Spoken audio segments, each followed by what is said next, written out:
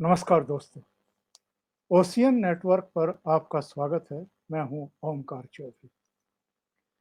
नवाब मलिक की गिरफ्तारी के बाद मैंने हालांकि एक शो किया था और उसके बाद बहुत सारे लोगों ने कमेंट बॉक्स में आकर के ये इच्छा जाहिर की थी कि भाव की राय ज़रूर सामने लेकर आएँ।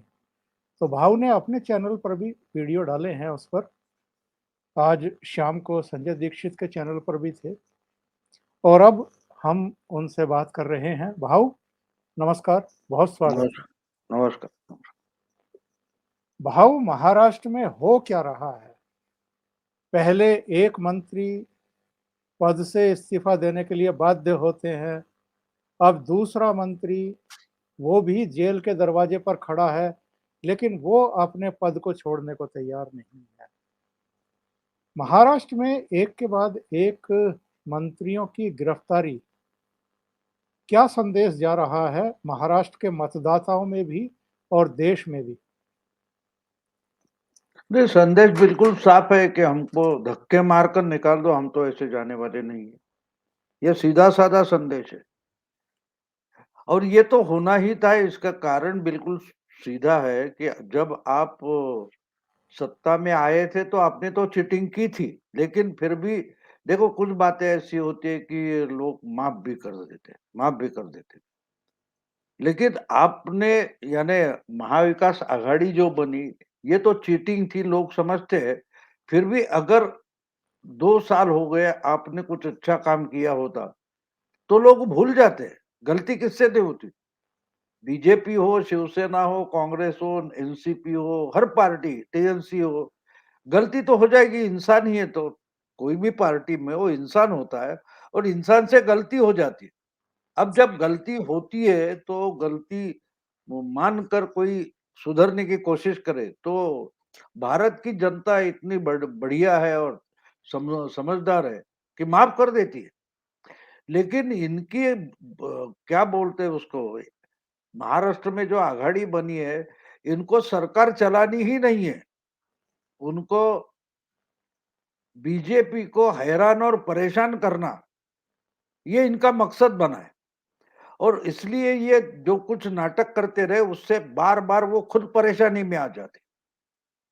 देखो एक बात होती है कि वो आप अगर क्राइम अगर गुनाह देखते होगे, क्राइम पेट्रोल वगैरह ऐसे-ऐसे, तो वो जो पुलिस किसी को ढूँढते, कहाँ डाका डाला है, कहीं चीटिंग हुआ है, कहीं कुछ लूटा है, तो लोग वो जो खबरियों से काम कर लेते हैं पुलिस, और पुलिस क्या करती है कि भाई जिसकी आमदनी नहीं उससे भी ज़्यादा खर्चा कर रहे हैं क्या? ज़रा ढूँढ लो। तो जो बन चुके होते हैं अच्छे, जो एक्सपीरियंस गुनहगार होते हैं, वो समझते हैं कि भाई अगर मैं लूटा तो बहुत कर ला, 10-15 लाख रुपए मेरी जेब में, लेकिन खर्चा करूंगा तो ध्यान में आएगा, इसलिए वो छुपा कर रखता है। लेकिन कुछ लोग होते हैं कि उनको वो अमीरी दिखाने की इतना हव्यास होता है कि उसमें फंस जाते हैं। तो इनकी बात ये है, इनको सत्ता इन्होंने काबिज की है, सत्ता चीट करके ले ली रे, तो ये एन्जॉय करते ना कम से कम। ये हर दिन बीजेपी फ्रस्ट्रेटेड है, वैफल्यग्रस्त है, ये भी बोलना मैं एक बार समझता हूँ। लेकिन अपने हमारे हाथ में सत्ता है, ये दिखाने के काम में इन्होंने इतने लोगों को दुःख दिया है, सताया है, परेशान किया है। उससे वो खुद बदनाम हो रहे हैं और फँस रहे हैं, एक ना दूसरे किसी न किसी मामले में फँसते जा रहे हैं।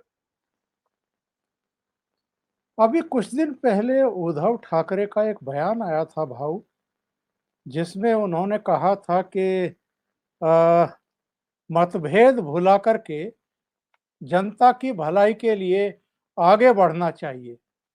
इस बयान का मतलब क्या था?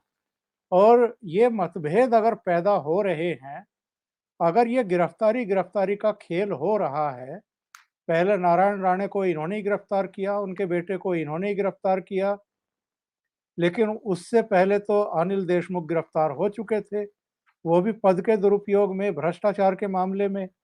तो अब क्यों कह रहे हैं उद्धव ठाकरे कि राजनीतिक मतभेद भुला करके जनता की भलाई के लिए हमें आगे बढ़ना चाहिए?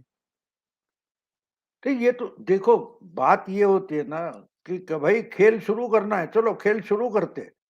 तो जिसके बैट हाथ में है, वो तो स्टंप के आगे खड़ा होगा ना, तब बॉलर बॉल डालता है।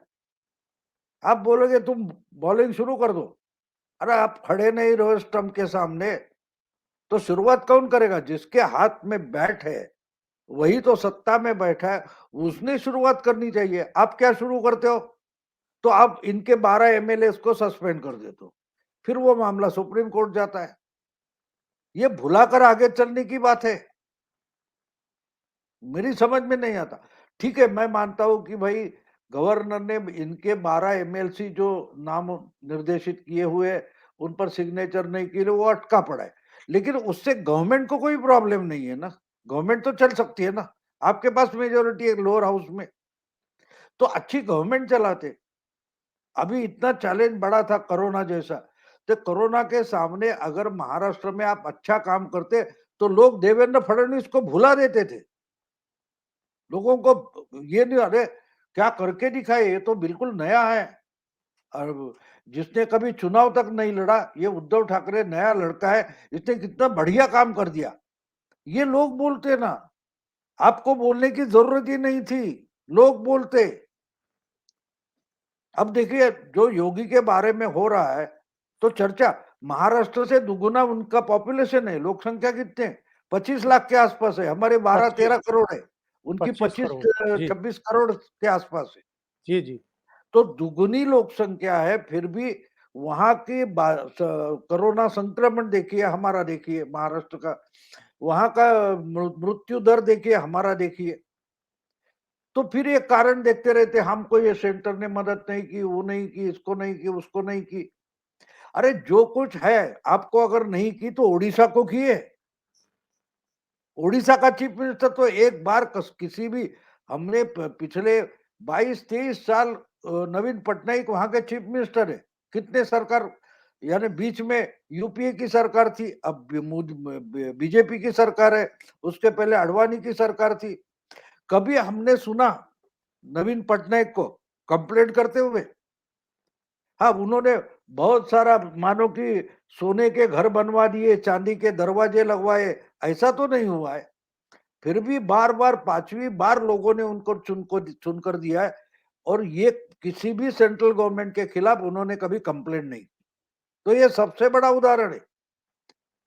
नाचन आने आंगन टेढ़ा, आपको सरकार चलानी ही नहीं है, आपको बीजेपी को हैरान परेशान करना है, उनको नीचा दिखाना है, और इसमें ये अड़े हुए आगे निकल नहीं रहे। तो आगे निकलना चाहिए, बोलना आसान है, करना तो आपके हाथ में। आपने क्या करके दिखाया? आपने कुछ करके दिखाया? उद्धव ठाकरे जो बोल रहे हैं, अब देखिए कुछ महीने पहले जब ये विंटर सेशन चल रहा था, तो सभापति का चुनाव, गवर्नर को धमकियां देते कि आपकी परमिशन नहीं होगी तो कोई बिगड़ता नहीं, हम तो चुनाव कर लेंगे। आखिरी मोमेंट में पवार ने रोक दिया। इसकी क्या जरूरत थी? गवर्नर से रोज झगड़ा करने की क्या जरूरत थी? तो इसमें आपको पता चलता है कि इनको काम वाम नहीं करना है, इनको बीजेपी बीजेपी की छेड़ कर निकालनी है, बस उससे आगे कुछ करना है नहीं। और उससे ही वो लोगों की नजरों में नालायक दिखाई दे रहे। और अनिल देशमुख हो या वसूली कांड हो, वाजे का मामला हो, देखो ना कैसे खुद एक्सपोज खुद को किया है। अगर आप ये सब नहीं करते, वाजे परमवीर, ये चीजें नहीं होती, अर्नब पर झूठा मामला नहीं दर्ज होता, तो देवेंद्र फडणवीस क्या कर सकते थे? कुछ नहीं कर सकते थे, कुछ नहीं कर सकते थे। देखो, मोदी नए नए चीफ मिनिस्टर थे, दंगा हुआ, वो साबरमती ट्रेन का कांड हो गया, पूरा मीडिया उनके पीछे पड़ गया था, लेकिन उन्होंने जिस ढंग से वो हैंडल किया, ठीक है। उसके बाद उन्होंने विधानसभा बर्खास्त की, हिंदुत्व के नाम पर उनको अच्छा वोट मिला, लेकिन अगले 5 साल उन्होंने जो काम किया, उसके बाद कोई मोदी को हिला नहीं पाया। और फिर 10-12 साल के बाद वो तो देश के प्राइम मिनिस्टर बन गए। तो यही तो मैं मानता हूं कि उद्धव ठाकरे के लिए कितना अच्छा, कितनी संभावना थी, अपॉर्चुनिटी कितनी अच्छी थी। कि भाई पहली बार चीफ मिनिस्टर बने हो, लेकिन काम ऐसा करो कि लोग देखते रह जाए कि भाई क्या बात है, ये इंसान पहले से क्यों नहीं राजनीति में था, चुनाव क्यों नहीं लड़ रहा था, ऐसा लोग बोल देते। आज मोदी जी की उम्र 72 हो गई है, तो लोग बोलते हैं ना, ये 15-20 साल पहले राजनीति में आता तो देश का और कल्याण हो जाता। ऐसे लोग बोलते क्यों बोलते? क्योंकि उन्होंने कुछ करके दिखाया। तो अपॉर्चुनिटी कितनी छोटी है बड़ी है उससे मतलब नहीं होता, उसका फायदा उठाने की आपके पास उसके लिए दिमाग चाहिए और इच्छा चाहिए। मुझे नहीं लगता कि महाविकास आघाड़ी के पास ऐसी कोई इच्छा है। उनको सिर्फ बीजेपी को छेड़ते रहना है, लोगों के लिए कुछ भी करना नहीं है। लेकिन भाऊ, जो बात आप कह रहे हैं, क्या वो कांग्रेस और एनसीपी के समर्थन से बनी सरकार के मुखिया कर सकते हैं? जिस तरह की इनकी रीति नीति रही है, कांग्रेस की भी एनसीपी की भी, जिस तरह के रिश्ते इनके गैंगस्टर से, अंडरवर्ल्ड से रहे हैं, जिस तरह का अतीत इनका लूटपाट का रहा है, इसमें क्या कोई साफ सुथरी सरकार चलाने की गुंजाइश ढूंढ सकता है, भले ही वो उद्धव ठाकरे हो या कोई भी हो? नहीं, देखिए, एक एक तो बात साफ है, मैं ऐसा नहीं मानता कि 100% अच्छी गवर्नमेंट चला लेते। पर आप मुझे एक बताइए कि अर्नब गोस्वामी को अरेस्ट करने की क्या जरूरत थी? इससे क्या फायदा होने वाला था? ना समझो कांग्रेस करप्ट है, एनसीपी करप्ट है, शिवसेना अच्छी है, तो आप रोक सकते थे, नहीं भैया, एक पत्रकार को हाथ नहीं लगाएंगे, उसकी जरूरत नहीं है। क्यों नहीं किया इन्होंने? इसमें एनसीपी के सपोर्ट का क्या मामला है? कुछ नहीं, कुछ नहीं। नारायण राणे कुछ शब्द इधर उधर बोल दे, उनको अरेस्ट करने के लिए निकल पड़े आप। ये क्या बात हुई? और पब्लिक ट्रांसपोर्ट जो महाराष्ट्र का इतने सालों से चलते आया है, एसटी, उसके लोग स्ट्राइक पर है, अभी 3 महीने से ज्यादा समय हो गया। लोगों को बच्चों को परीक्षा है तो एक गांव से दूसरे परीक्षा केंद्र में जाने के लिए बस नहीं मिल रही है। इसके लिए कुछ करते एनसीपी या कांग्रेस ने उसके लिए तो रोका नहीं है ना। कोई मान लेता हूं कि जब मिली जुली सरकार होते है तो बहुत सारे अड़ंगे होते हैं, कुछ तकलीफ होती है, फिर भी 10%, 15%, 20% समाज का एक भी घटक मुझे ऐसा दिखाओ, एक हिस्सा ऐसा दिखाओ कि खुश है कि भाई इतना बड़ा बढ़िया काम तो इसके पहले किसी भी चीफ मिनिस्टर ने नहीं किया। मीडिया छोड़कर, मीडिया एक घटक है कि जो उद्धव के खिलाफ नहीं बोलेगा, लेकिन अगर मीडिया छोड़कर बाकी के हिस्से हम देखें समाज के, तो हर कोई दुखी है। स्कूल के बच्चे बोल रहे हैं हमारी परीक्षा नहीं हो रही है, नौकरी के लिए परीक्षा है, वो बोलते हैं परीक्षा बार बार रद्द हो रही है, कैंसिल हो रही है। जिनके लगे वो बोलते हैं हमको एडजस्ट नहीं कर रहे। एक एक हॉस्पिटल के डॉक्टर स्ट्राइक पर जा रहे हैं कि हमको समय पर वेतन नहीं मिल रहा है।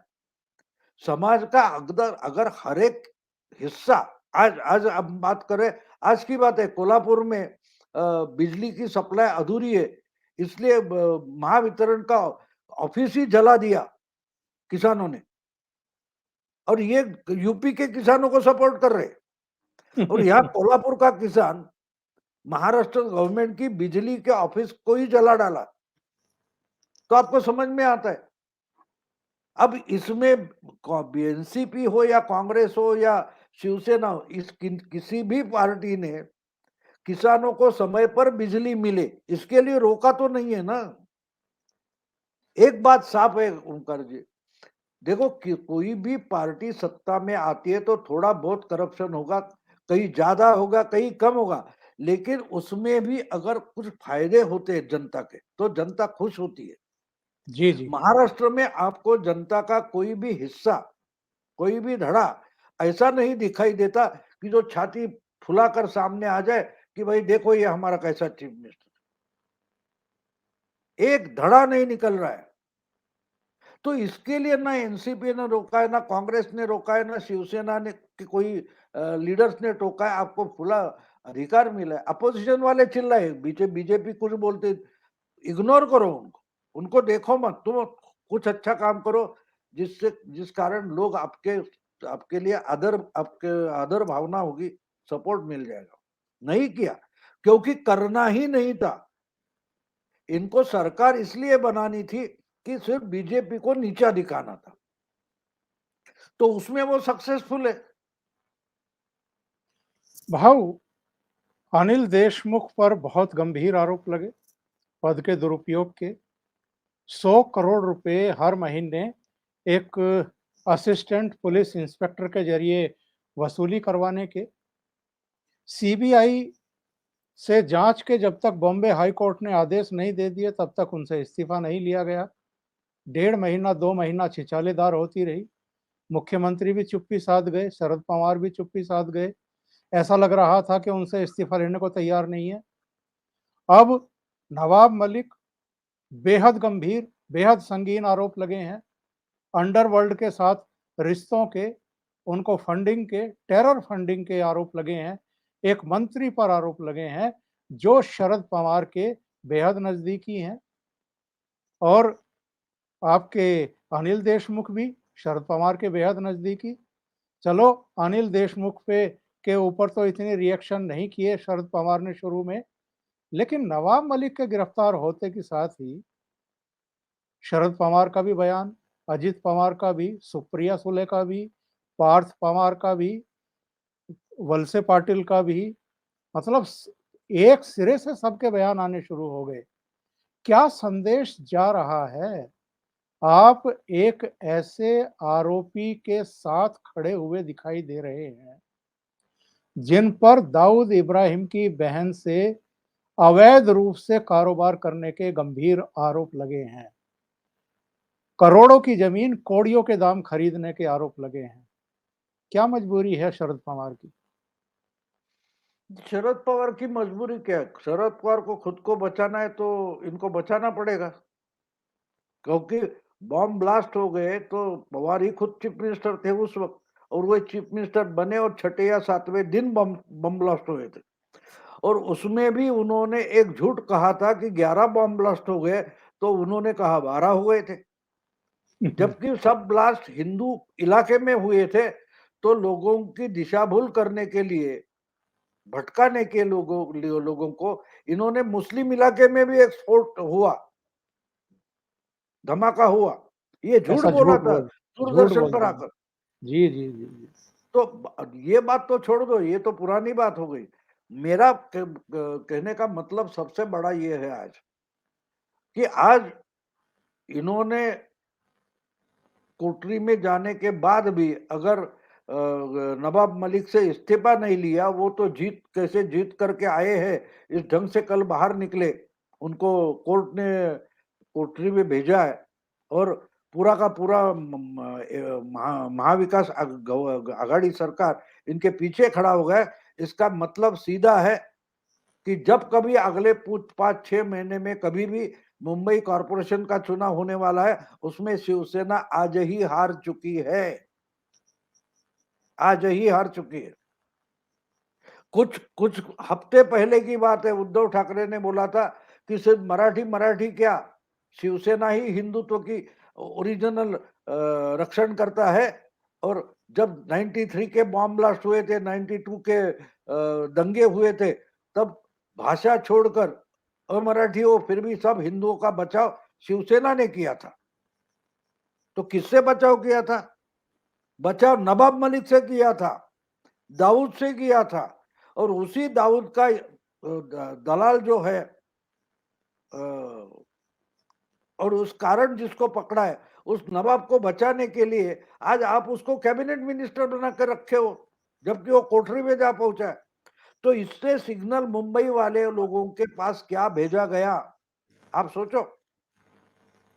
257 या कुछ लोग मरे थे, 1400-1500 लोग हमेशा के लिए जख्मी हो गए थे, जायबंदी हो गए थे, उनके बहुत सारे रिश्तेदार हैं।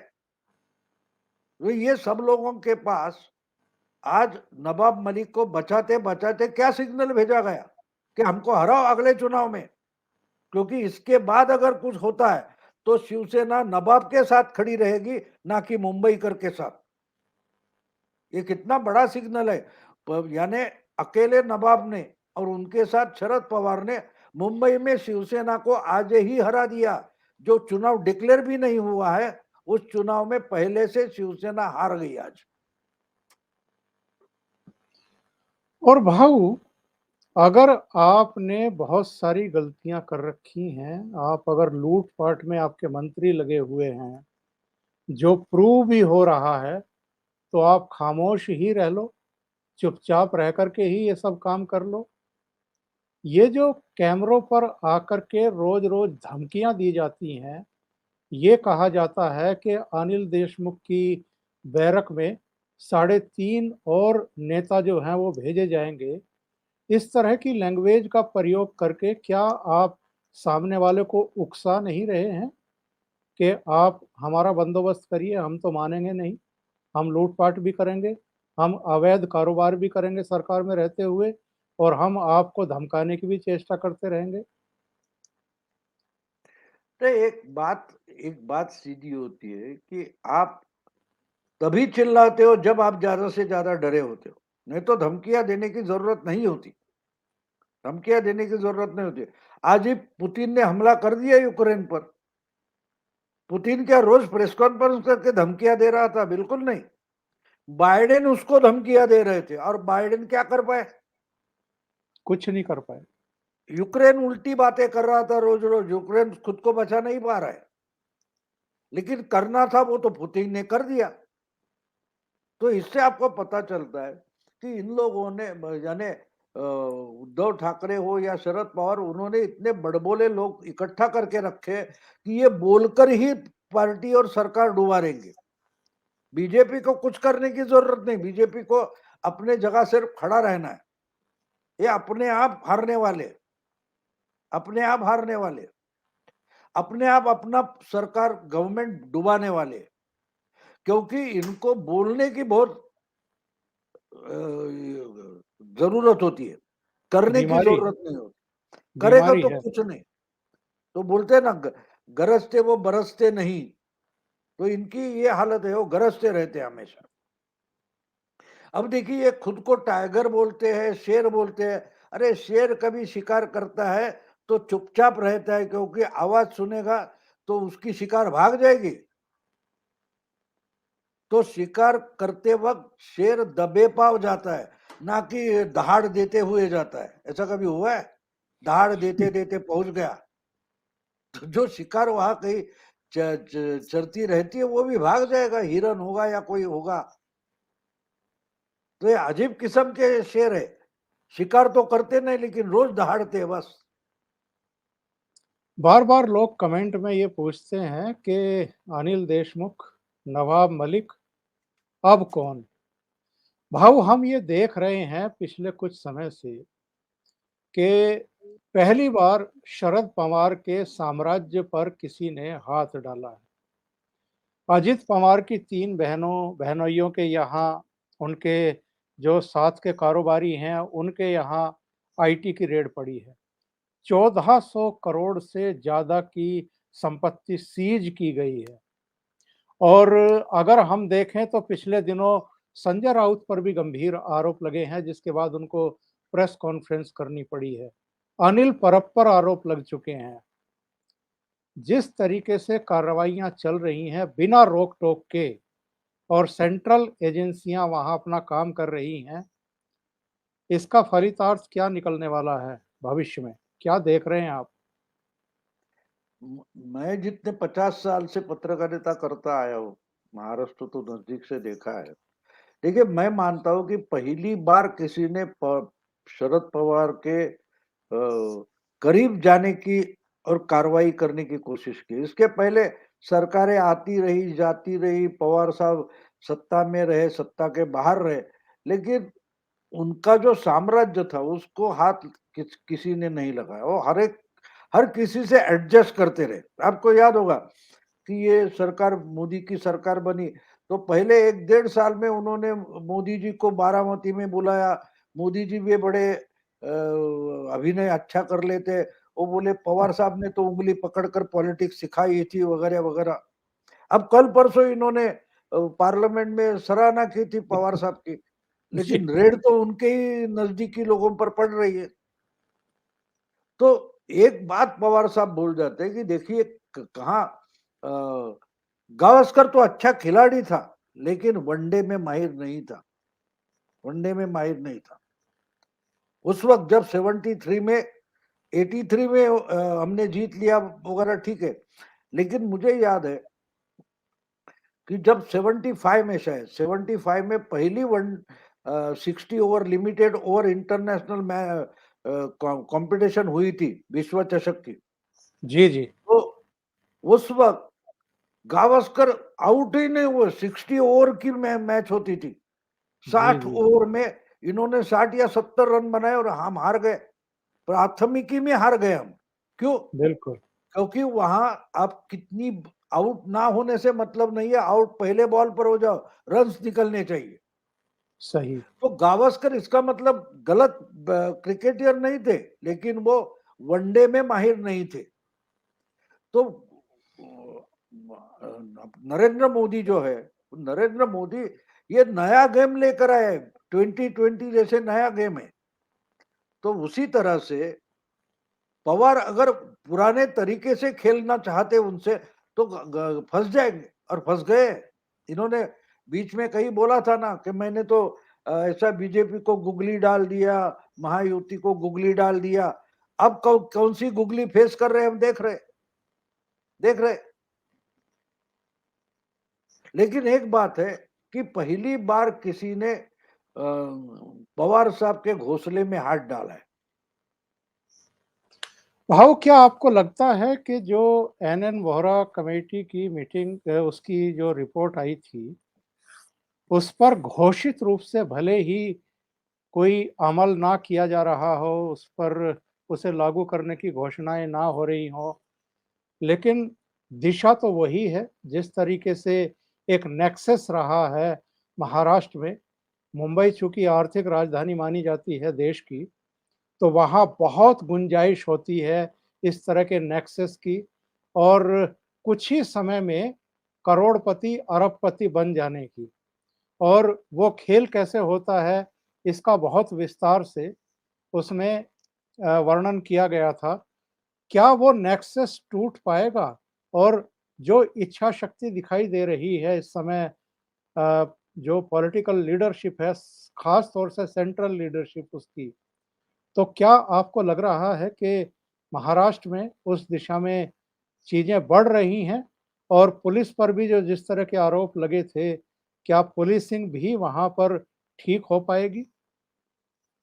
बिल्कुल। एक बात देखिए कि मैंने इसका जिक्र जब जब ये पहले इसके बारे में एक्सपोजर देवेंद्र फडणवीस ने किया था, तो नवंबर में उस पर वीडियो बनाया, तब उसने मैंने कि मुझे लगता है कि अगर इसकी जांच निकलेगी तो वोरा कमेटी तक जा पहुंचेगी। ये मैंने जी जी नवंबर में मेरे वीडियो में बताया है, और मुझे जी भी वो जी ध्यान नहीं था। मेरे दो श्रोताओं ने मुझे फोन कर कर बताया, आपने बिल्कुल बताया था, वो हो रहा है, जी जी वो हो रहा है। तो बात ये देखिए कि वोरा कमेटी का जो रिपोर्ट है, हम बारीकी से पवार साहब की कल की रिएक्शन सुने, तो वो पहली रिएक्शन देते वक्त रमाब मलिक के बारे में उस रिपोर्टर को बोल रहे थे, आप तो शायद आपको मालूम नहीं होगा, आपकी उम्र कम है, मुझ पर भी ऐसे बहुत आरोप हुए थे जब मैं जी चीफ मिनिस्टर था। जी जब वो चीफ मिनिस्टर थे उसी समय की बात पर ये काम हो रहा है। तो मैं डरा क्यों हूं, मेरे डरने की वजह क्या है, यही तो पवार साहब बता रहे हैं, लेकिन सामने वाले समझ नहीं रहे। तो उसी वक्त की बात है, तो ये मामला इतना उस वक्त गरमाया गया था कि प्राइम मिनिस्टर कांग्रेस के थे नरसिंह राव, उन्होंने वोरा कमेटी की अपॉइंटमेंट की थी, जिसका रिपोर्ट आज तक बाहर नहीं आया, लेकिन वो तो होम मिनिस्ट्री में है। और जो कुछ कार्रवाइयां चल रही है बदले की भावना से चल रही है, ऐसा कहा जाता है, उसकी उंगली डायरेक्टली अमित शाह की तरफ दिखाई देती है। सब ब्लेम कर रहे तो अमित शाह को कर रहे। तो अमित शाह जिस ऑफिस में बैठते हैं, उस ऑफिस में तो एनएन वोरा कमेटी का रिपोर्ट पड़ा है, जो कभी पब्लिक नहीं किया गया। लेकिन जिस ढंग से इस मामले को हाथ लगाया गया, मुझे लगता है कि आगे चलकर वोरा कमेटी के उस जो रिपोर्ट था और एक बात बोलूं, पिछले साल जब अर्णब गोस्वामी का मामला जोर शोर से सुशांत सिंह राजपूत का वगैरह चल रहा था, जी तो जी उसको सबसे बड़े वकील जो माने जाते हैं हरीश साल्वे, उन्होंने अर्नब को बताया था वोरा कमेटी का रिपोर्ट निकाल के देखो, उसमें आपको एक चीफ मिनिस्टर का नाम पहले कुछ पन्नों में मिलेगा, समझे आप। जी और जी पवार जी इस रिपोर्टर को बोल रहे कि तुम तो बच्चे हो, आरोप तो जब से शुरू हो गए तब मैं चीफ मिनिस्टर था, कनेक्ट करो तो आपको पता चलेगा क्या है, वो बताने की क्या जरूरत है। भाव कल मैं देवेंद्र फडणवीस की प्रेस कॉन्फ्रेंस सुन रहा था नागपुर से, हम्म, और उन्होंने कहा कि नवाब मलिक को जिस आरोप में गिरफ्तार किया गया है, इसमें टेरर फंडिंग का एंगल बिल्कुल साफ है। ये पूरी तरीके से नियमानुसार की गई ईडी की कार्रवाई है, और जो सच्चाई है वो कोर्ट के सामने पेश कर दी गई है। हजारों करोड़ की जमीन अंडरवर्ल्ड के माध्यम से नवाब मलिक ने खरीदी, इसका कच्चा चिट्ठा आज खुल करके सामने आ गया। उन्होंने ये भी कहा कि जिस महिला की जमीन गलत कागज तैयार करके हथिया ली गई, उस महिला ने ईडी को दिए बयान में साफ कहा है उसे फूटी कोड़ी भी नहीं मिली है।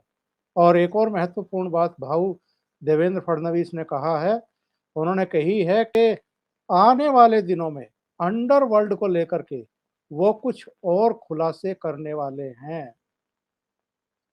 ये जो देवेंद्र फडणवीस के संकेत हैं भाऊ, क्योंकि 9 नवंबर को जब उन्होंने प्रेस कॉन्फ्रेंस की थी, तो केवल उन्होंने इस जमीन के खरीद फरोख्त और पैसे के लेन-देन का जिक्र नहीं किया था। उन्होंने कहा था कि मैं ये दस्तावेज ईडी को, सीबीआई को, दूसरी एजेंसियों को दे रहा हूं, और शरद पवार को भी इसकी एक कॉपी भेज रहा हूं। तो देवेंद्र फडणवीस जब कोई बात कहते हैं, उसका कुछ मतलब होता है, उसकी कुछ गहराई होती है, और वो अब तो उनके विरोधी भी ये समझ गए होंगे कि आने वाले दिनों में अगर वो अंडरवर्ल्ड को लेकर के कुछ और खुलासे करने वाले हैं, तो वो कितने महंगे पड़ सकते हैं। फडणवीस ने जो बोला है उसमें दो शब्द मेरे लिए बहुत इंपॉर्टेंट है, टेरर फंडिंग। जी जी FATF नाम की एक ऑर्गेनाइजेशन है, FATF, जो पेरिस से काम करती है, इंटरनेट, हाँ पेरिस से काम करती है जो। जी हाँ, जी एंटी टेररिस्ट ऑर्गेनाइजेशन इंटरनेशनल है, जो किसी देश पर सख्ती डालती है कि ये ऑर्गेनाइजेशन बैन करो, ये टेरर फंडिंग करती है, जी जी बराबर है ना। इसलिए पाकिस्तान को भी ग्रे लिस्ट में रखा है, क्योंकि वहां की कुछ ऑर्गेनाइजेशंस है वो टेरर फंडिंग करती है, याद है ना आपको। बिल्कुल बिल्कुल अब देखिए, फडणवीस ने वही शब्द का इस्तेमाल किया है और कहा है कि नवाब मलिक पर आरोप है वो टेरर फंडिंग का आरोप है, और वो नेशनलिस्ट कांग्रेस पार्टी के है। सही। जो नेशनलिस्ट कांग्रेस पार्टी का और पार्टी नाम की जो ऑर्गेनाइजेशन है, वो FATF के दायरे में आ सकती है। सोचिए जरा, आप सही सोचिए, हमको ये जो अलग अलग अलग जो बिंदु होते हैं ना, कनेक्ट करने होते हैं पत्रकारिता में, हमको वो करना जरूरी है। तो टेरर फंडिंग के मामले में अगर ये मामला इंटरनेशनल तक गया, तो एनसीपी पर बैन करो, एनसीपी को बैन करो, ये डिमांड इंटरनेशनल लेवल पर आ सकती है, क्योंकि दाऊद को इंटरनेशनल टेररिस्ट घोषित कर दिया गया है, समझ रहे हैं सही। आप। बिल्कुल। कनेक्ट वो कनेक्टिविटी देखो कहां तक पहुंचती है। तो ये जो टास्क फोर्स है, टास्क फोर्स जो है इंटरनेशनल, वहां तक इसके धागे पहुंचेंगे, और उसके बाद क्या होगा सोचो। ये जो आज यहाँ ल्यूटियंस मीडिया है, हमारा मुंबई का मराठी मीडिया है, ये समझ नहीं पा रहे हैं क्या चल रहा है, इसके धागे दोरे कहां तक पहुंचे। बहुत, इसलिए मैंने जो अभी डाल दिया मेरा हिंदी वीडियो, कि बात निकली है तो बहुत दूर तक पहुंचेगी शरद पवार साहब। वो बहुत चल रहा है अभी हिंदी में वीडियो मैंने डाला है। तो लेकिन जितनी दूर तक जाएगी उतनी पवार साहब के करीब आ जाएगी, ऐसा भी मैंने उसमें बयान दिया है। देखते हैं क्या होता है। और इतने गंभीर आरोप लगने के बावजूद भाऊ इस्तीफा नहीं लिया गया,